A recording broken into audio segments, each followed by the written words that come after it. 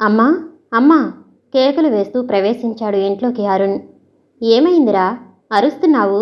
వంటింటి వైపు నుంచి వస్తూ అంది అరుణ్ తల్లి వసంతలక్ష్మి. అన్న వేస్తున్న కేకలకు చదువుతున్న పుస్తకాన్ని పడేసి పరిగెత్తుకుంటూ హాల్లోకి వచ్చింది విద్య. అగ్నిగోళాల్లాంటి అరుణ్ కళ్ళు చూచేవాళ్లను భయపెడుతున్నాయి. సీతాపతి గారి సంబంధం కుదిర్చింది ఎవరు? ఎవరు? ముందు నాకు సమాధానం ఇవ్వండి. కఠినంగా ఉన్నాయి అతని మాటలు. ఇప్పుడేమైందిరా? తల్లి అడిగిన ప్రశ్నకు దురుసుగా సమాధానమిస్తూ అన్నాడు. అమ్మా, నేనడిగేదానికి సమాధానం చెప్పు. ఇష్టం లేని దానివి ఎందుకీ పెళ్లి నిశ్చితార్థం చేసుకున్నావు? మొండిగా ఉంది అతని వాదన. అరుణ్! మేఘం గర్జించిందా? పాపారావు గారి గొంతులో ఆటంబాంబు పేలి ఆ విధంగా చప్పుడయిందా? తలెత్తి చూచాడు అరుణ్. మెట్లు దిగుతూ కనిపించాడు పాపారావు. నాన్న! జాలిగా మూలిగింది అరుణ్ గొంతు. ఏమైంది బాబూ? ఉరుము వెంట సన్నని తొలకరి జల్లులా ఉంది పాపారావు కంఠస్వరం. మౌనంగా ఉండిపోయాడు అరుణ్. మాట్లాడవేం? అయితే ఎవరు కుదిర్చిందన్నావు కదూ? నీ ప్రశ్నకు సమాధానం చెబుతాను. దానికి కారణం నువ్వు, నీ తొందర. ఆ సంబంధం కుదిర్చింది ఆ కరణం పరందామయ్య. హుందాగా జవాబిస్తూ ముందుకు వచ్చి, ఒరే, అది నీ తల్లిరా, నీ బానిస కాదు, నీ నోటికొచ్చినట్లు మాట్లాడటానికి. ఇప్పుడు చెప్పు నీ హడావిడి విషయం. ఇంటికి ఏమైందని? తల వంచుకుని నిలబడి ఉన్న కొడుకునుద్దేశించి అన్నాడు పాపారావు. ఇంకేం కావాలి? మీరు వెళ్ళి కనుక్కోండి. మన సంబంధం తిరస్కరించారు. అరుణ్ కోపాన్ని దిగమింగుతూ అన్నాడు. ఆలోచనలో పడ్డ పాపారావు అన్నాడు. ఎవరన్నారు నీతో? మధ్యాహ్నం సీతాపతి ఇక్కడికి వచ్చినప్పుడు అసలు ఆ విషయమే చెప్పలేదే? ఉదయ్ చెప్పింది. అన్న చెప్పిన సమాధానానికి విద్య కిసుక్కున నవ్వి ఊరుకుంది. ఏమీ అర్థం కానివాడిలా విద్య వంక చూచాడు అరుణ్. విద్య! కర్కశంగా ఉంది అతని గొంతు. అనవసరంగా నన్ను విసిగించకు. ఆవేశాలకు అర్థాలుండాలి అరుణ్. పెద్దవాళ్ళం మేమున్నాం. మేము తేల్చవలసిన విషయాలు నీకు అనవసరం అంటున్న పాపారావు మాటలకు అరుణ్ విసురుగా వెళ్ళిపోతాడు. అభిమానం కోపాన్ని ప్రజ్వలింపచేస్తుంది. అనుమానం ఆలోచనల్ని చంపుతుంది. అరుణ్లోని అభిమానం మేల్కొంది. జీప్ తీసుకుని వేగంగా మోహన్ ఇంటివైపు డ్రైవ్ చేస్తూ వెళ్ళిపోయాడు అరుణ్. మింటిలో అరుగుణ కాంతి వెదజల్లే భాస్కరుని రూపం ఎండ రూపంలో బయల్పడుతుంది. అలాగే అరుణ్ కోపం జీప్ లేపిన ఎర్రదుమ్ము ద్వారా ప్రకటించాడా? చప్పుడు చేస్తూ ఆగిన జీప్లోంచి చెరున దిగాడు అరుణ్. పరందామయ్య గనుక మోహన్ ఇంటిలో కనిపిస్తే చంపేసంత కోపం అతని ముఖంలో కనిపిస్తుంది. ఉదయం మీది ప్రేమ అతని ఎడ పాషాణమైంది. అతనిలో ఆమె మీద ప్రేమకు బదులుగా ప్రతీకారం బొసలు కొడుతుంది. కారణం, ఉదయ్ అతన్ని తిరస్కరించటంలో అతని మనసు బాధపడింది. జీప్ దిగి లోపలికి వెళుతున్న అరుణ్కు విజయ కనిపించింది. కట్టలు తెగే కోపాన్ని దిగమింగుతున్నాడు అరుణ్.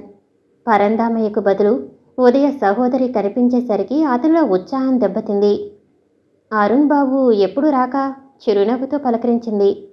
అరుణ్లో అణగారిపోయిన ఆవేశం ఆలోచనలను ఎగగొట్టింది. ఏం మాట్లాడుతున్నాడో అతనికే తెలియటం లేదు. ఉదయ్ ఉందా అండి? పరందామయ్యను అడగబోయి ఇలా అడిగానేమిటని అనుకుని పొరపాటున అన్నట్లుగా నాలిక కొరుక్కున్నాడు. ఎవరు? ఉదయ. ఆడపిల్లలా సిగ్గుపడి తల వంచుకుని అడిగాడు. అబ్బే కాదండి. మరి మోహన్ ఉన్నాడా? లేరు, కూర్చోండి వస్తారు. అక్కర్లేదులేండి, వస్తాను. వెనుదిరిగిపోతున్న వాడల్లా ఆగాడు. ఎదురుగా మోహన్ వస్తూ కనిపించాడు. ఏరా, ఏమిటి అక్కర్లేదంటున్నావు? రావే, వెళుదువు గాని. వెళ్ళిపోతున్న అరుణ్ చెయ్యి పట్టుకుని లాక్కొచ్చి కూర్చోబెట్టాడు మోహన్. పరందామయ్య ఉన్నాడా? కటువుగా ఉంది అరుణ్ కంఠస్వరం. ఏరా, ఈ మధ్య మీ వ్యవహారాలన్నిటికీ పరందామయ్యే సూత్రధారుడు అయిపోయాడు. సూత్రధారుడే కాదు, ప్రధాన పాత్రధారుడే. అసలు ఇంతకీ పరందామయ్యతో పని ఉంది. ఎక్కడికి వెళ్ళాడు? ముడివడిన అరుణ్ కనుబొమ్మలు అతని ముఖానికి వింత అందాన్ని తెచ్చిపెట్టాయి. మరిదిగారు ఉదయ దగ్గరికి వెళ్ళి వచ్చారనుకుంటాను. మాటల్లో మాటలు చేర్చుతూ అంది విజయ. మీకెలా తెలుసు? అరుణ్ ఆమెను అడిగాడు. మీ వాలకం చూస్తే తెలియటంలా, విజయ్ నింపాదిగా అంది. ఆ సాయం సంధ్యలో స్నేహితుల సంభాషణ సాగిపోతూ ఉంది. కానీ అరుణ్ పరందామయ్య కోసం పరితపించిపోతూ ఉన్నాడు. అరుణ్ పరధ్యానానికి కారణం డిపార్ట్మెంట్ వర్కులో ఆలోచనలేమో అన్నట్లుగా మోహన్ అన్నాడు. హా, ఏరా, తవ్వకాలు ఎందాక వచ్చాయి? అరుణ్లో కోపం స్థాయి తగ్గి దాని బదులు శాంతం ఆక్రమించుకుంటున్నది. ఆస్తాద్రి వైపు వెళుతూ బాణుడు వేడిని కోల్పోతున్నట్లుగా స్నేహితుని సాహచర్యం వల్ల అతనికి కాస్త ప్రశాంతి లభ్యమైంది. అతని ఆలోచన ఈసారి పెడమార్గం పట్టింది.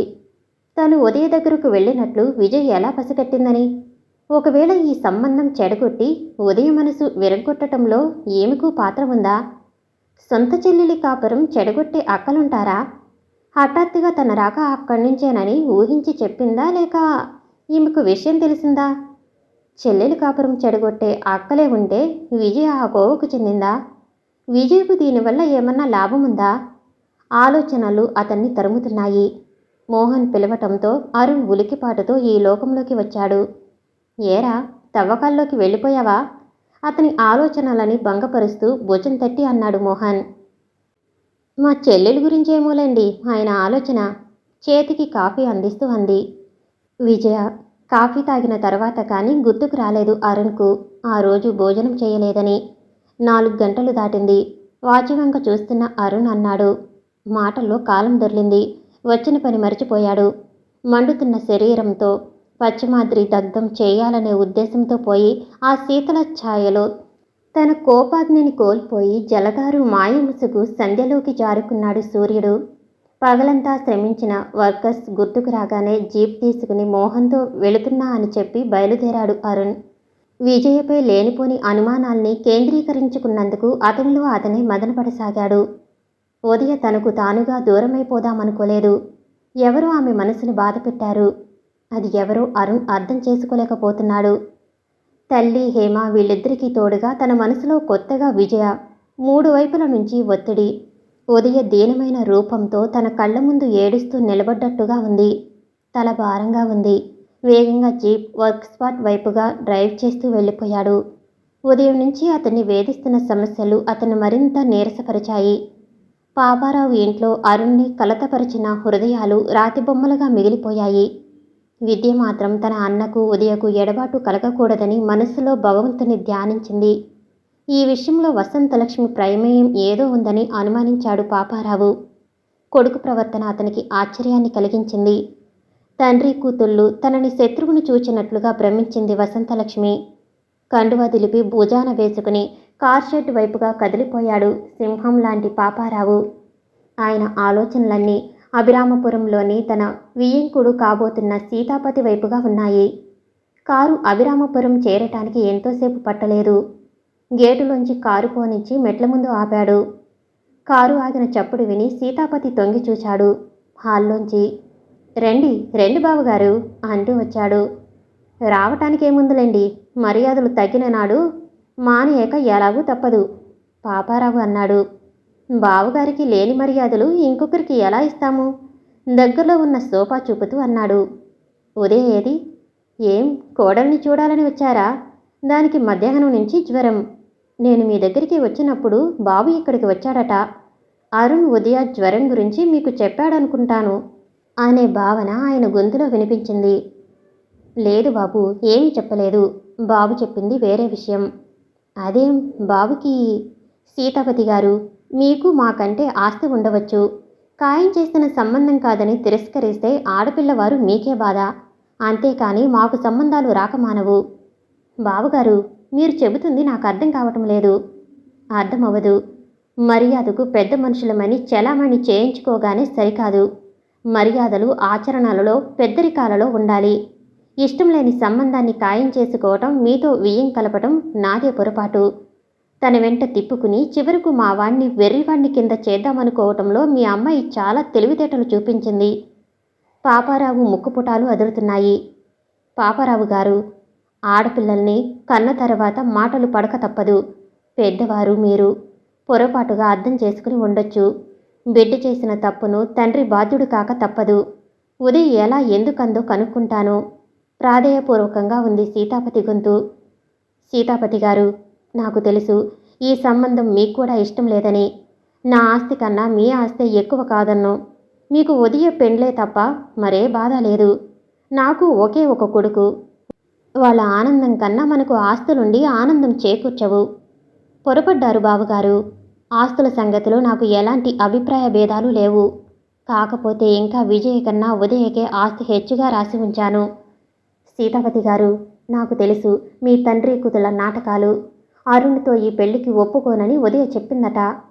బావగారు, పెద్దవారు ఇంటికి వచ్చిన వారిని ఊరుకోవలసి వచ్చింది. అమ్మా ఉదయ, ఇలారా. ఇల్లు అదిరిపోయేలా కేక వేశాడు సీతాపతి. జ్వరంలో ఉన్న ఉదయ ఉలిక్కిపడి లేచింది. తూలుతూ మెట్ల వైపుగా వచ్చింది. క్రింది హాలులో తండ్రితో పాటు పాపారావు నిలబడి ఉన్నారు. ఆయన వేసిన కేకకు భయపడి వచ్చిన ఉదయ స్తంభాన్ని ఆనుకుని నిలబడిపోయింది. మెట్ల వంక చూచిన సీతాపతి కూతురు రాకతో అన్నాడు, అమ్మా చెప్పమ్మా చెప్పు. అరుణ్తో పెళ్లి వద్దని మానుకోమని చెప్పావా? చెప్పలేదు కదూ. తండ్రి పాపారావుల పరిస్థితి చూచి మెట్ల చివరంటా వచ్చి ఆగిపోయిన కూతురు వంక చూస్తూ అన్నాడు సీతాపతి. ఓహో, ఏం పెద్ద మనుషులు, కూతురికి ముందే మాట ద్వారా సలహా ఇస్తున్నారు, పాపారావు అన్నాడు. మెట్లు దిగి వస్తూ అంది ఉదయ. ఆయన బాధతో అన్నమాటలే కాని నాకు సలహా ఇవ్వాలని కాదు. అమ్మా ఉదయ అంటూ కన్నీళ్లు ఒత్తుకుంటున్న తండ్రి కనిపించినాడు ఉదయకు. లేదు నాన్న, చెప్పాను, నేనే చెప్పాను. నాన్న, ఈ పెళ్లికి నేను ఆగిపోయాయి మాటలు. వారి ఇంటి కోడలిగా తగనని అరుణ్తో నేనే అన్నాను. పరుగులాంటి నడకతో వెళ్ళిపోతున్న పాపారావు వంక నిండుగా కన్నీటితో నిండిన కనులతో చూచింది. బావగారు, అమ్మ. వెళ్ళిపోతున్న పాపారావుకు హాల్లోంచి వినిపించాయి ఆ మాటలు.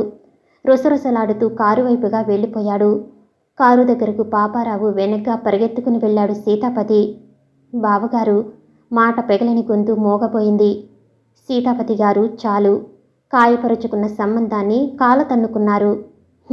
ఫలితం మీరే అనుభవిస్తారు. అనవసరంగా నా బాబును నేను అపార్థం చేసుకున్నాను. ఇంత పొగరుగలది నా ఇంటి కోడలుగా తగదు. దుమ్ము లేపుకుంటూ వెళ్ళిపోయిన కారు వంక నిశ్చేష్టుడై చూస్తూ నిల్చుండిపోయాడు సీతాపతి.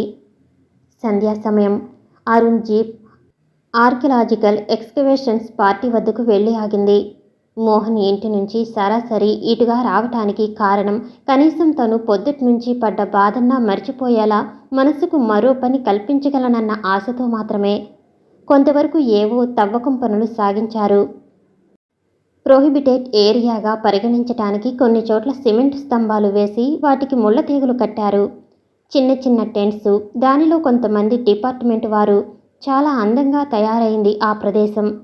చిన్న ఊరొకటి ఏర్పడ్డట్టుగా దూరం నుంచి చూసేవారికి కనిపిస్తుంది. జీప్ ఆగిన తక్షణం కొంతమంది అక్కడకు ఈగల్లా వచ్చి ముసిరారు. ఏవో పరిశీలనలు, సంతకాలు, రక్షణలు, ఆర్డర్లు జారీ చేశారు. అరుణ్ జాగృత నిద్రణాశక్తిలో ఉన్న జీవిలా ఉన్నాడు. సార్, రేపు ఈ ప్రాంతాలలో వర్క్ ఆరంభిద్దాం. ఎత్తుగా ఉన్న ఒక దిబ్బ వంక చూపిస్తూ అన్నాడు సూపర్వైజర్ ఒకతను. Yes, very good. ఇవాళ దొరికిన వస్తువులేవి జాగ్రత్త చేశారా? చేశాం సార్. పదండి చూద్దాం.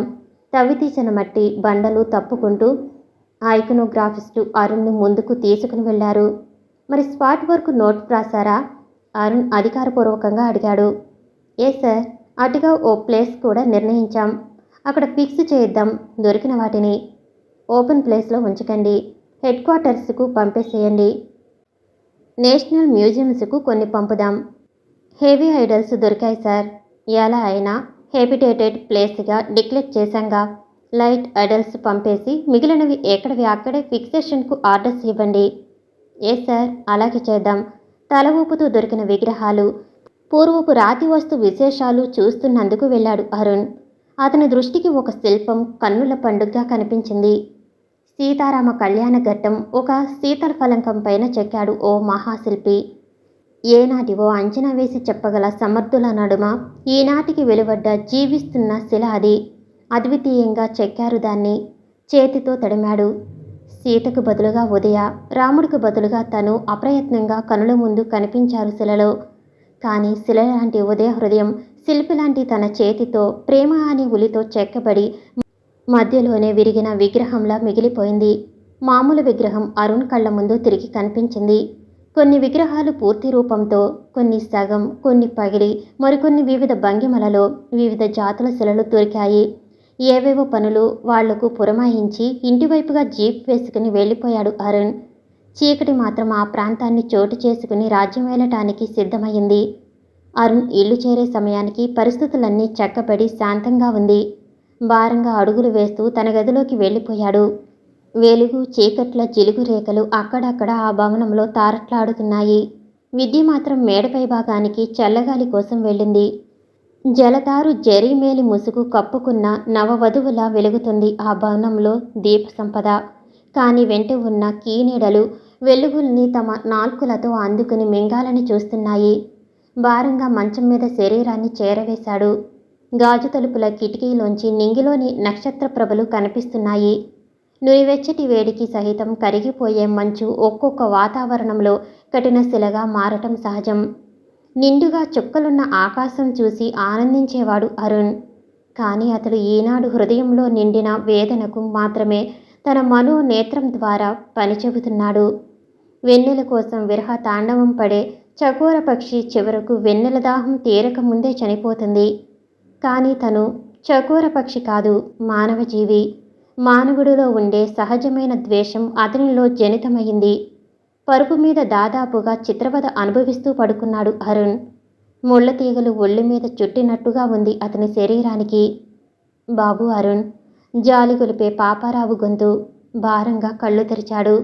ఎదురుగా తండ్రి వాడిపోయిన ముఖంతో నిలబడి ఉన్నాడు. నాన్నా, ఏం కావాలి నాన్నా? బాబు, నీకు అన్యాయం చేశాను బాబు. సీతాపతితో పోట్లాడి వచ్చేశాను. లేకపోతే నా పరువు, నా కొడుకు పరువు తీస్తాడా? అడగవలసిన మాటలు అడిగాను, వచ్చేశాను. అంతే బాబు, అంతే. బాబు అరుణ్, ఉదయ నువ్వు ఒక ఇంటి వాళ్ళైతే చూద్దామని ఆశించాం, కానీ కావాలని దూరం చేసుకున్న సంబంధాన్ని ఎవరూ దగ్గర చేయలేరు బాబు. నెమ్మదిగా వెళ్ళిపోయాడు. తండ్రి వింత ప్రవృత్తికి అరుణ్ మామూలు పరిస్థితుల్లో అయితే ఆశ్చర్యపడేవాడేమో, కానీ ఈనాటి అతని మనోప్రవృత్తి మాత్రం భిన్నంగా ఉండటంతో అతనిలో ఎలాంటి చలనం కలగలేదు. మెలికలు తిరుగుతున్న మనసులోని ఊహల్ని ఒక్క మార్గంలో పెట్టలేకపోతున్నాడు అరుణ్. ఉదయ ఆ ఉత్తరం చూచి మనసులో తన ప్రేమను చంపుకుంది. పైగా దీనికి తోడు తల్లి గురించి ఆమె మనసులో ఎవరో విషబీజం వేశారు. అది ఎవరు చేశారో తన ఊహ కందటం లేదు. ఉదయ ఊహ సరి అయినదా కాదా? ఎందుకిలా పెడార్థాలకు లోనయింది ఉదయ? ఒకవేళ ఉదయ తన తల్లి బాధలు పెడుతుందని భయపడిందా? అయి ఉండదు. అలాంటి భయమే ఆమెలో ఉండి ఉంటే సామాన్యంగా ఉండే అందరి కోళ్ళల్లా అత్తగారి మీద ప్రళయకాల రుద్రుని అయి కూర్చునేది. లేకపోతే ఆమె అన్ని పాటలకు లోనయ్యేది. లేక వేరింటి కాపురం పెట్టేది. కానీ ఉదయ ప్రతి ఒక్కరి హృదయానికి ప్రత్యేకమైన స్థానమిస్తుంది. అది చాలా పవిత్రమైంది, చాలా గొప్పది. అందుకే ఆమె భావనలతో ఊహలతో ఇతరులవి సరిపోవు. సమాధానం దొరికిన వాడిలా మగత నిద్రలో చేరిపోయాడు. తల్లి భోజనానికి పిలిచినా వద్దని చేతితో సైగ చేసి పంపేశాడు. మరునాడు ఉదయం అరుణ్ నిద్ర మేల్కొనేసరికి 8 గంటలు అయ్యింది. విద్య తట్టి లేపుతుంటే కానీ అతనికి మెలకువ రాలేదు. బాధగా కళ్ళు మూసుకుని లేచి కూర్చున్నాడు. నిన్నటి సంఘటన తాలూకు ఛాయలు లేలగా ప్రతి వాళ్లలోనూ కనిపించాయి. ఎవరో ఆఫీస్ తాలూకు వర్కర్స్ వచ్చారు. 9 గంటలకల్లా వర్క్ స్పాట్కు వెళ్ళిపోయాడు అరుణ్. మామూలుగా ముస్తాబయింది ప్రకృతి. తనకు తెలిసిన సంఘటనలెన్నిటినో కడుపులో దాచుకుని పైకి అమాయకంగా కనిపిస్తూ ఉండటం ప్రకృతి సహజ లక్షణం. కాలగర్భములో తన మార్పుల ద్వారా ప్రకృతి ఎందరో శిల్పులు తమ యొక్క వెలకట్టలేని విద్యను రాళ్లతో ఒలకబోస్తే దాన్ని తన కడుపులో దాచుకుంది. జరిగిన కథలను శిల్పి రూపం చేకూర్చితే ఆ శిల్పాలను తనలో దాచుకున్న ప్రకృతి నైజాన్ని కనిపెట్టడం మానవ మాత్రులకు సాధ్యం కాదేమో. ఉదయం 10 గంటల వరకు ఇంట్లోనే ఉండిపోయింది హేమ. బయటికి వెళ్ళటానికి మనస్కరించటం లేదు. ప్రసాద్ కంట పడితే ఏదో ఒకటి బొంకి సాయంత్రంలోగా ఇస్తానని చెప్పగలదు. మళ్ళీ సాయంత్రం మామూలు పరిస్థితి కనుకనే సాధ్యమైనంత అతనికి కనిపించకుండా ఉండాలనే ఉద్దేశంతోనే కనీసం పెరట్లో కూడా వెళ్లకుండానే ఇంటిలో ఉండిపోయింది. ప్రసాద్ కాలేజీకి వెళ్ళేటప్పుడు మాత్రం తమ గుమ్మంలోంచి తొంగి చూసి వెళ్ళాడు. హేమ మనసు దడదడలాడింది. అప్పు తీసుకుంటే ఎన్ని బాధలకు గురి కావలసి వస్తుందో అనుభవపూర్వకంగా అప్పుడు తెలుసుకుంది హేమ. కోట్లోకి పద్దులు వ్రాయటానికి వెళుతున్న తండ్రి, ఏమ్మా అలా కూర్చున్నావు, బయటకు వెళుతూ అన్నాడు. కూతురు వంక చూడకుండానే, ఏ వేళన్నా పేరయ్యని డబ్బులు అడగాలి, గొనుక్కుంటూ వీధిలోకి నడిచాడు. తండ్రి వంక ఉదాసీనతతో చూసి రాత్రి మిగిలిపోయిన బియ్యం వండటానికి నిర్ణయించుకుని నిదానంగా వంటింటి వైపుగా నడిచి వెళ్ళింది హేమ. డబ్బులు గల వాళ్ళకి ఉన్న సమయం పెరిగితే బాగుండు అనుకుంటారు. సమయం చాలక పన్నుల్లో పలు రకాల చికాకులు ధనవంతుల్ని వెంటపెట్టుకుని ఉంటాయి. బీదవాళ్లకు కాలం ఖర్చు చేయటం తెలియకపోవచ్చు. రాగి పైసా చేతిలోకి రాగానే దాన్ని తమ కోరికల వేడిలో కరిగించక మానరు. కానీ ఖర్చు కనీసపు జీవనానికి చాలదని కూడా తలవని ధనవంతులు తమ దాహాలకు కాసులు ఖర్చు పెట్టక మానరు. జీవిత వలయాలలో ఎవరి పరిధులు వాళ్లకుంటాయనే వాదం ధనవంతుల్ని ఆశ్రయించుకుని ఉండటం సహజమేమో. వంటపని మీద లోనికి వెళ్లిన హేమకు తన కుటుంబ సమస్యల గురించి ఆలోచించసాగింది. వసంతలక్ష్మి అత్తయ్య వచ్చి వెళ్ళి 10 రోజులకు పైగా అయింది. చుట్టపు చూపుగానైనా ఆమె వచ్చిపోతూ ఉండేది. కానైతే ఆమె ఒక్కతే తప్ప మిగిలిన వారిని పాపారావు రానివ్వరని సంగతి అందరికీ తెలుసు. పేదరికంలో ఉన్న తమకు బంధుత్వం కరువవటం పెద్ద సమస్యగా తోచలేదు ఆ సంసారానికి. తను చిన్నతనంలో ఉన్నప్పటి కుటుంబ పరిస్థితికి ఇప్పటి కుటుంబ పరిస్థితికి నక్కకి నాగలోకానికి ఉన్నంత వ్యత్యాసం ఉంది. ముద్దెరిగినప్పటి నుంచి తను అరుణ్కు అందరి నోటిలో కాబోయే భారీగా మెదిలింది. అత్తయ్య కూడా నా కోడలు అనే పిలిచేది. తనకు ఆ అదృష్టం ఉందా? తాను తన స్వార్థం గురించి ఆలోచించుకుంటున్నదా? పెళ్లికి ఎదిగిన 2 రెక్కలు తర్వాత తను ఆలోచనలు తెగిన తీగల్లా హేమ నుంచి దూరమయ్యాయి. ఒక్క ఊహ కూడా ఆమె మనసులో ఇంకా మొలకెత్తదు. ఆమె అక్కల సంగతి ఒక సమస్యగా తయారయ్యి అవి మరొక ప్రసక్తిని ఆమె హృదయంలో ఊహించటానికి స్థానాన్ని ఇవ్వదు. బాధగా ఉంది ఆమెకు. భారంగా కళ్ళు మూసుకుంది. తండ్రి తెచ్చిన సరుకులతో ఆ రోజు అయిందనిపించుకున్నారు. హేమను బాధిస్తున్న సమస్య ప్రసాద్కు డబ్బు ఎలా ఇవ్వాలని. తండ్రిని ఆ డబ్బు గురించి అడిగితే ఎలా తేగలడు? శరభయ్య ఆ డబ్బు వసంతలక్ష్మి ఇచ్చిందని భ్రమించాడు. కానీ హేమలో ద్విగుణీకృతమయ్యే ఆలోచనలు ఆమెను కలవరపెడుతున్నాయి. పొద్దుగుంకుతున్న కొద్దీ హేమలో గుండెదడ ఎక్కువైంది. సాయంత్రం కానే వచ్చింది. లక్ష్మి మామూలుగా పక్కింటికి వెళ్ళి పాఠాలు చెప్పటం మొదలుపెట్టింది. గిరిజ దగ్గర కూర్చున్న వనుజ ఏవో బుల్లి బుల్లి కబుర్లు చెబుతుంది. బియ్యం కడగటానికి పెరట్లోకి వెళ్ళింది హేమ. సన్నగా ఏల వినిపించింది. విననట్లుగా బావి వైపుగా నడిచి వెళ్ళింది నిర్లక్ష్యంగా. ఆమెలోని కోపం కట్టలు తెంచుకుని ఏ క్షణానికైనా ప్రవాహంగా మారే సూచనలు కనిపిస్తున్నాయి. ఒక స్థాయి, చదువు, సంస్కారం గల యువకుడు అచేతనంగా వెర్రికేక వేసినట్లుగా ఉంది ఆ ఏల. ప్రసాద్ వేసిన ఏల ఆమెను మానసిక సంక్షోభానికి గురి చేసింది. కోపంగా అటు తిరిగి చూసింది హేమ. సన్నగా నవ్వుతూ నిల్చున్న ప్రసాద్ గది గుమ్మంలో కనిపించాడు. బొడ్లో పమిట చెంగు దోపి కాంపౌండ్ గోడవైపుగా వెళ్ళింది. ఆమెలో అంతకు పూర్వం ఉన్న భయం పోయింది. ముక్కుపుటాలు వదులుతున్నాయి. మిస్టర్, పిచ్చి వేషాలు వేయకండి. హేమా, డబ్బులు. వికృతంగా మారిన అతని ముఖ కవళికలు ఆ మసక వెలుతుర్లో మరింతగా స్పష్టంగా కనిపించలేదు హేమకు. ఇవ్వవలసినంత మాత్రాన? మాట పెగల్లేదు హేమ గొంతులోంచి. హీనస్వరం కొత్తగా కదుల్లాడింది. అందుకే పిలిచింది డబ్బులు. చేయి చాచి అడిగాడు. హేళన ధ్వనించిన అతని స్వరం హేమను రెచ్చగొట్టింది. పిలవవలసిన పద్ధతులు ఇవి కావు. కఠినంగా ఉందామె గొంతు. అడిగి తీసుకున్నది ఇస్తానన్న సమయానికి ఇవ్వకపోతే ఏమైనా చేయాల్సి ఉంటుంది. ఏం చేస్తారు? నా దగ్గరకు నా దగ్గరకు వస్తానని 5 తీసుకున్నామని 10 మందికి చెబుతాను. ఆమెలో భావాలు సమాధాన రూపంలో వెలువడటానికి సిద్ధంగా ఉన్న సమయంలో తిరిగి అన్నాడు ప్రసాద్. నేను చెప్పినట్లు వింటే డబ్బుకు లోటుండదు. బీదరికం ఆమె కోపాన్ని బీటలు వార్చి శక్తిహీనురాలను చేసింది. నీరసంగా అంది హేమ.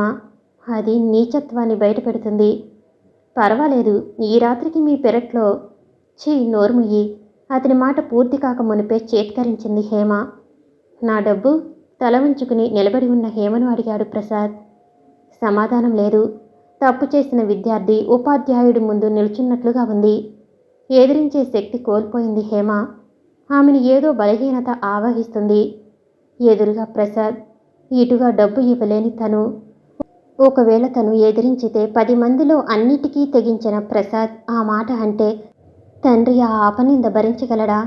తనకు లేని మచ్చను లోకం తమ బేదరికంతో కలిపి పెద్దదిగా చూపగలదు. అట్లనే ప్రసాద్కి తల వంచటమా? భగవాన్, ఏం చెయ్యాలి? అక్కర్లేదులేండి, నాకు డబ్బు అందింది.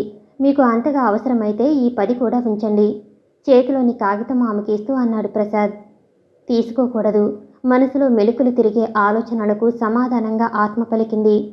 నిన్నటి రోజున వనజ ఆకలని ఏడ్పు. దాని ప్రకంపనాల తూలుకు కదలికలు గుండెలో అలాగే ఉన్నాయి. వాటిని త్రోసిపుచ్చలేదు తను బలైపోయినా తనవారు సుఖంగా బతుకుతారు. ఆమెలో ఇంగితం నశించింది. గుప్పెట ముడిచి గుండెలు కద్దుకుంది. గుప్పెట్లో కాగితం హేమ మనసులాగే నలిగిపోయింది. ఏం చేస్తుందో, ఎందుకు చేస్తుందో తెలియని ఆమెకు అంతా అగమ్యగోచరంగా ఉంది. రాత్రికి 1 గంటకు పెరట్లోకి వస్తావు కదూ? తల ఊపింది. ప్రసాద్ జీవన సౌధంలో తన భవిష్యత్ ఈ రోజుతో పునాది రాయిగా మారిపోతుంది. దానిపైన ఎన్ని బండలు మొయ్యాలో. కంటి వెంట కారే నీరు తుడుచుకుంటూ బావి వైపుగా వెళ్ళిపోయింది హేమ. తృప్తిగా గాలిలోకి సిగరెట్టు పొగను వదిలాడు ప్రసాద్. పొయ్యి మీద గిన్నె పెట్టి ముందు గదిలోకి వచ్చింది హేమ. దగ్గుతున్న గిరిజ బాధగా గొంతు రుద్దుకుంటున్నది. జాలిగా ఆమె వైపు చూసింది హేమ. ఇంతమంది బలి అయిపోయేదానికన్నా తను అందరి క్షేమం కోసం బలి అవ్వటం మంచిదేమో హేమ ఆంతర్యం ప్రశ్నించింది. చెంగును కట్టిన 10 రూపాయలు గిరిజ చేతిలో ఉంచుతూ అంది హేమ. అక్క, మందుకు ఈ డబ్బులుంచు. ఎక్కడివమ్మా హేమ? డబ్బు అందుకుని ప్రశ్నించింది గిరిజ. అత్తయ్య ఆర్దోక్తిలో ఆగిపోయింది. అప్పుడే అసత్యం తన జీవితంలో మొదటి మెట్టు వేసింది. మరి నిన్నటి డబ్బులు పక్కింటి నుంచి తెచ్చానన్నావు? నీరసంగా ఉన్న గిరిజ తెలివిగా అడిగింది. అవి ఇచ్చేశాను. నువ్వు నీ ఆరోగ్యం గురించి ఆలోచించు అక్క. డబ్బు సంగతి నీకెందుకు? కొంచెం కోపంగా అంది హేమ. అక్క ప్రశ్నలకు సమాధానం ఇవ్వటం కుదరకనో, ఆరని మంట ఆమె హృదయంలో ప్రజ్వరిల్లటం మూలానో ఆమె అక్కడి నుంచి వంటింటి వైపుగా వెళ్ళిపోయింది. చెల్లెలి ప్రవర్తనకు విస్తుపోయింది గిరిజ. నిశీది వెలుగును కసిగా అక్కడక్కడ చంపుకొస్తున్నది. వెలుగు మాత్రం నిశీదిని వెంటపడి తరమటానికి విశ్వ ప్రయత్నం చేసి విఫలమైంది. పట్టణంలో పలుచోట్ల అప్పటి వరకు వెలిగిన దీపాలు ఆరిపోయాయి. శరభయ్య ఇంటిలో మాత్రం పాత హరికన్ లాంతరు పాత ఒత్తిని తినివేస్తూ వెలుగును చిమ్ముతుంది. నిద్రాదేవి శనిదేవతల ఆ ఇంటిలో అందర్నీ పట్టి పీడించసాగింది. హేమకు మాత్రం పాత హరికన్ లాంతరు వెలుగు నచ్చకనో, తన కార్యక్రమాలకు భంగం కలుగుతుందనో, లేక దరిద్రం పట్ల అసహ్యం వేసి ఆ వెలుగును చూడలేకో ఆర్పేసి వచ్చి పడుకుంది. తన జీవనలతను చీడబట్టబోతుంది. తనకు తెలిసే తనంత తాను ముళ్ళబాట మీద నడుస్తుంది. తన వెనుక వచ్చేవాళ్లకు ముళ్ళు తగలకుండా తన కాళ్లతో ముళ్లను తొక్కివేసి దారి బాగుపరచబోతుంది. అదే ఆమె ధ్యేయం, అదే ఆమె గమ్యం.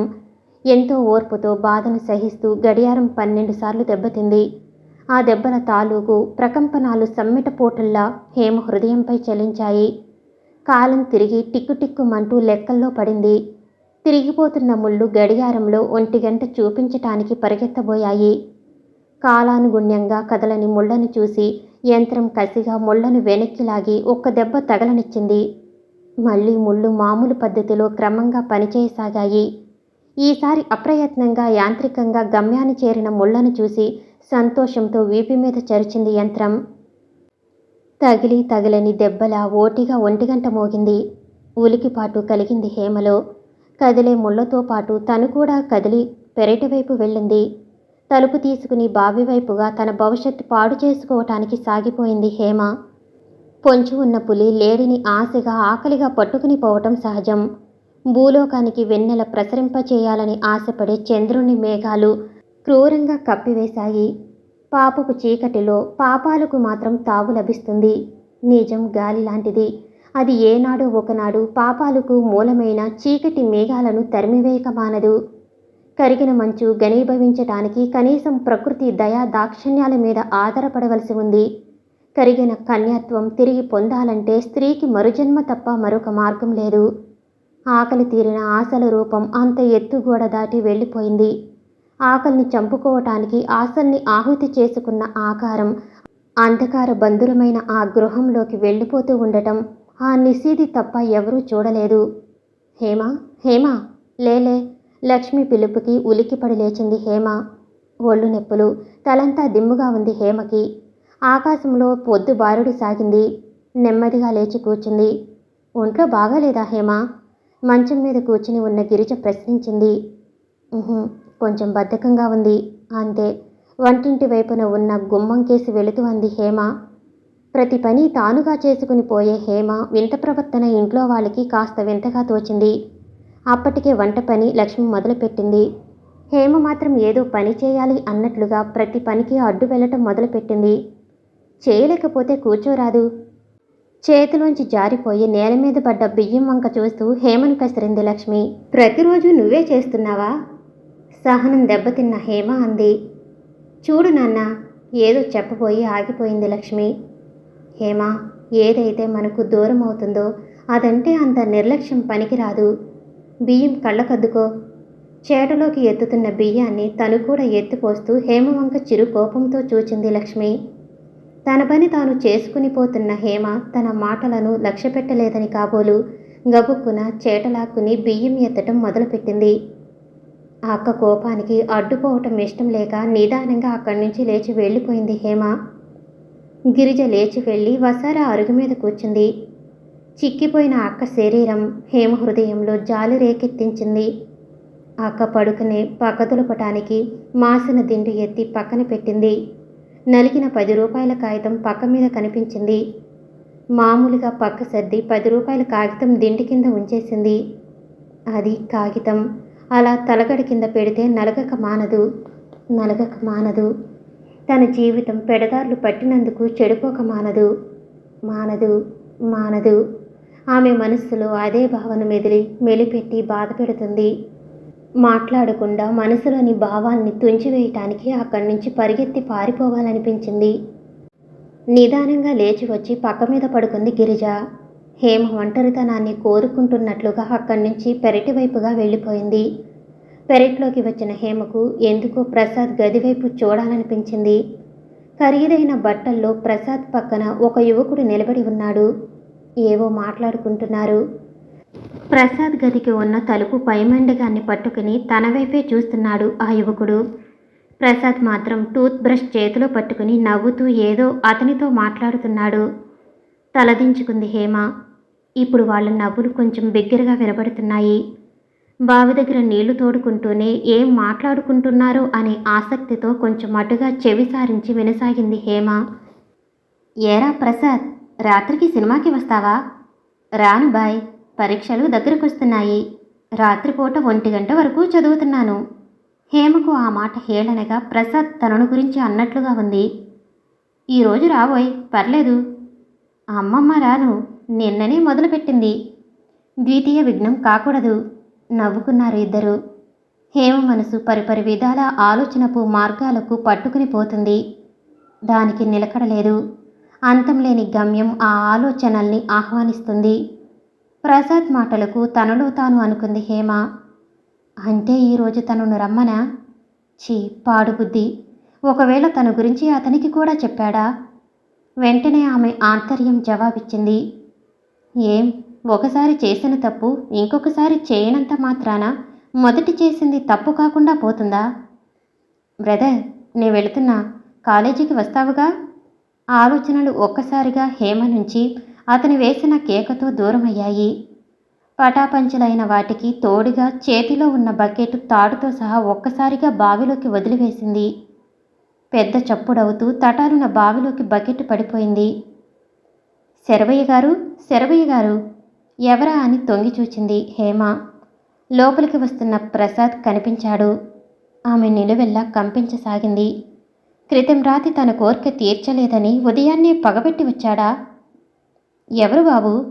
వసారాలోంచి తండ్రి కేక విని గుటకలు మింగుతూ నిలుచుండిపోయింది హేమ. తన సంగతి చెప్పడు కదా? ఇంటిలోకి వస్తున్న ప్రసాద్ వంక చూస్తూ అనుకుంది. ఇదిగోండి, రాత్రి పేరయ్య గారు ఈ చీటీ మీకిమ్మన్నారు. హేమ వంక చూస్తూ రాత్రి అనే పదాన్ని ఒత్తి పలుకుతూ అన్నాడు. ఏది? అదే, పంపుతానన్నాడు. పంపలేదే అని చూస్తున్నా. లెక్కల పుస్తకంలోంచి తల ఎత్తి కాగితం అందుకుంటూ అన్నాడు. రాత్రి ఇవ్వటం మర్చిపోయానండి, వెళుతున్నా. ఒకసారి మిమ్మల్ని రమ్మన్నాడు. ఎవరు? పేరయ్య. ముగ్గు మీద జారిపోతున్న పాత కళ్ళజోడు సవరించుకుంటూ అన్నాడు శరభయ్య. అవునండి, అలాగే వెళతారుగా. ఏవో ఇన్కమ్ ట్యాక్స్ కాగితాలు చూడాలట. సరేలే బాబు, వస్తానండి. వెళ్ళిపోతున్న అతని చూసి హేమ మనసు స్థిమితపడింది. కానీ అతని సంభాషణలో తన గురించి వివరించే ద్వంద్వార్థం ఆమె గ్రహించకపోలేదు. ముగిసిన కథకు మొదలు పెట్టడం తన వల్ల కాదు. పగిలిన పాలరాళ్లకు విలువ ఉండదు. పోగొట్టుకున్న దాన్ని పొందటం కోసం ప్రాకులాడటం అవివేకం. ప్రయత్నిస్తే ఫలితాలు కనిపించక మానవు. ప్రసాద్ను తను పోగొట్టుకున్న దానికి ప్రతిఫలంగా తనను వివాహం చేసుకోమని అడిగితే కనీసం అది లభ్యమైతే తనకి చాలు. ప్రసాద్ను చేసుకుంటే మానసికంగా తను బాధపడాల్సిన పనిలేదు. సృష్టి రహస్యాన్ని ముందుగా చవిచూచిన తప్పు మాత్రమే మిగులుతుంది. అలా కాక ప్రసాద్ నిరాకరిస్తే తను కులటగా మిగిలిపోవాల్సిందేనా? ఇవాళ ప్రసాద్ని కలిసి ఎలాగైనా వివాహానికి ఒప్పించాలి. ఆమెలో దృఢమైన కోరిక జనించింది. ప్రకృతి కన్నే తన వెలుగు వస్త్రాల్ని విప్పి చీకటి వస్త్రాల్ని ధరించింది. మినుగురు పురుగుల్లాంటి నక్షత్రాల్ని లెక్క కట్టడానికి రెక్కలు కట్టుకుని ఆకాశంలో ఎగురుతున్నాడు చంద్రుడు. పయనించే పాందుడికి పాత తోవలో జరిగిన అడ్డంకుల గురించి ఆలోచించే పని ఉండదు. అతని ముందు ఉన్న మార్గంలోని కష్టాలను తప్పుకుంటూ పోవటంలోనే నిమగ్నమవుతాడు. హేమ మెల్లగా లేచి పెరటి వైపుగా వెళ్ళింది. అప్పటికే ఎదురు చూస్తున్న ప్రసాద్ కబంధహస్తాల్లోకి ఆమె చేరటానికి ఎంతోసేపు పట్టలేదు. జాగ్రత్తావస్థలోనే కలలు కంటున్న హేమ అడిగింది, ప్రసాద్, పెళ్లి చేసుకుందాం. ఇక మనకెవరూ అడ్డుండరు. చలించిన అతని శరీరాన్ని దగ్గరగా ఉన్న హేమ తప్ప ఆ చీకట్లో ఎవరూ చూడలేదు. హేమ మాటలు రాని వాడిలా ఉండిపోయాడు. ఏం, పెళ్లి చేసుకోవా? అది కాదు, ఏది కాదు, కన్యల్ని మోసగించటం అంత తేలిక అనుకున్నావా? వికృతంగా నవ్వాడు ప్రసాద్. నువ్విప్పుడు కన్యవా? కావు కావు కావు, ఆమె ఆత్మ పలికింది. హేమ, కావాలంటే డబ్బు ఇస్తాను, నన్ను పెళ్లి గురించి అడగొద్దు. నేనేం శరీరాన్ని అమ్ముకునే వేసాననుకున్నావా? ఇప్పుడు నువ్వు చేసిన పని హీనమైంది కాదా? ముందు వివాహం సంగతి చెప్పు ప్రసాద్, ప్రశ్నించింది హేమ. అది నేను ఆలోచించి చెబుతాను, ప్రస్తుతానికి నన్ను అడక్కు, హేమ విలపించింది.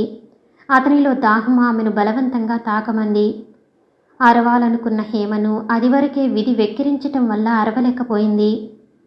ప్రసాద్ వెళ్ళిపోతున్నప్పుడు మాత్రం అన్నాడు, హేమ, నా కోరిక తీర్చావు, నీ కోరిక తీర్చటానికి ప్రయత్నిస్తాను. ప్రయత్నం? తన జీవితంలో ప్రయత్నపూర్వకంగా పోగొట్టుకున్న కన్నరికం ప్రయత్నిస్తే తిరిగి వస్తుందా?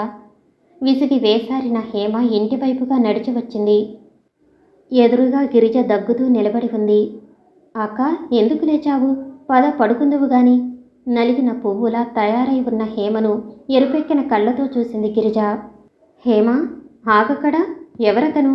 పిడుగులాంటి ప్రశ్న అస్థిపంజరంలాగున్న గిరిజ నోటి నుంచి వచ్చింది. అక్క, మిగిలిన కన్నీళ్లను కళ్ళ నుంచి దారగా కారుస్తూ నిలబడిపోయింది హేమ. హేమ, సమాధానం చెప్పవేం? దగ్గుతెర ఆమెను కమ్మింది. ప్రసాద్. గాద్గదిక కంఠం ఆమెను ఒక్కొక్క అక్షరం మాత్రమే వెలుగెక్కనిచ్చింది. ఎవరు? ప్రసాదా? పక్కింటి ప్రసాదేనా? హేమ. అవును అక్క. ఎందుకు అరుస్తావు? ఉన్న బాధలకు తోడుగా నాన్నకు ఈ కొత్త బాధ కలిగించకు. ఛీ, నువ్వు చేసిన పనిని కప్పిపుచ్చమంటావా? ఆమె గొంతులో హేమ పట్ల అసహ్యం ధ్వనించింది. నేను చెప్పేది పూర్తిగా విను. నీకు మందులకు డబ్బు, ఇంట్లో తిండి గింజలకు ఎవరిచ్చారనుకున్నావు? అత్తయ్య ఇచ్చినవి ఎప్పుడూ అయిపోయాయి. అందుకే ఈ పని మొదలుపెట్టావు. ఈ బ్రతుకు బ్రతికే కన్నా చస్తే నయం. నేను నా వాళ్ళ కోసం ఏమైనా పర్వాలేదు. హేమ, చెప్పే స్త్రీరంగ నీతులు చాలించు. పైగా నువ్వు చేసిన దాన్ని నన్ను సమర్థించమంటావా? తారస్థాయిని అందుకుంది ఆమె గొంతు. హేమ గట్టిగా అరిచి ఏదో చెప్పబోయింది. నోరు పెగిలి రాలేదు. ఉన్నపాటున కుప్పలా కూలిపోయింది. బలహీనతతోనూ ఉద్రేకపడటంతోనూ హృదయ స్పందన పెరిగి ఆమె ప్రాణాల్ని కోల్పోయింది. చేయి పట్టుకుని అక్క, అక్క, అక్క అంటూ అరుస్తున్న హేమ కేకతో ఇంట్లో వాళ్ళంతా లేచారు. బాధను మనసులో దాచుకోలేక మదనపడి మరణించిన మనిషి శరీరం పైన హృదయంలో దాచుకున్న మరో సంఘటనను తలుచుకుని మరీ మరీ ఏడ్చింది. మరో మనసు దాగని నిజాన్ని దాచుకుని దాన్ని దోచుకునే ప్రయత్నం పరులకు కలగకుండా పరలోకానికి పయనించింది గిరిజ. హేమ గిరిజ పట్ల జాలిపడింది. ఎవరి వల్ల తను జీవితంలో దెబ్బతినవలసి వచ్చిందో వారిలో ఒకరి రూపురేఖలు కొన్ని క్షణాలలో మాయమవుతున్నాయి. దానికి కారణం తను బ్రతికి ఎందుకు? తను బ్రతికి ఉన్నా ఒకటే, లేకపోయినా ఒకటే. గతించిన రాత్రితో పాటు మిగిలిన రాత్రి మాయమైంది. ఉదయపు ప్రకృతి మందంగా ఉంది. చనిపోయిన జీవి చుట్టూ మమతల చలిమంటలు కాచుకుంటూ ఉన్నవాళ్ళను చూచి మందలించారు. పదండి శరభయ్య గారు, ఏం చేస్తాం, తప్పుతుందా? ఓదార్పులు, నిట్టూర్పులు, శవవాహకులు, చందాలు యథావిధిగా జరిగిపోయాయి. కళ్యాణం కాని పడతి కంకాళలోకానికి కళ్యాణ నిమిత్తం కాటికి పైన సాగిపోయింది. హేమ, వనజ, లక్ష్మి మాత్రం ఉండిపోయారు. 10 మందితో వెళ్ళి పని ముగించుకుని వచ్చాడు శరభయ్య. కాపురానికి పంపి చిన్నబోయిన ఇంటిని చూసి ఏడ్వాలనిపించిన తండ్రి కాటికి పంపి బోసిగా ఉన్న కొంపకి బోరున ఏడుస్తూ తిరిగి వచ్చాడు. తనను తాను నిందించుకుంది హేమ. తను ప్రసాద్ను వివాహ విషయం అడగటానికి ఆ రాత్రి వెళ్ళకపోయినట్లయితే అక్క అంతగా ఉద్రేకపడేది కాదు, ప్రాణాన్ని కోల్పోయేది కాదు.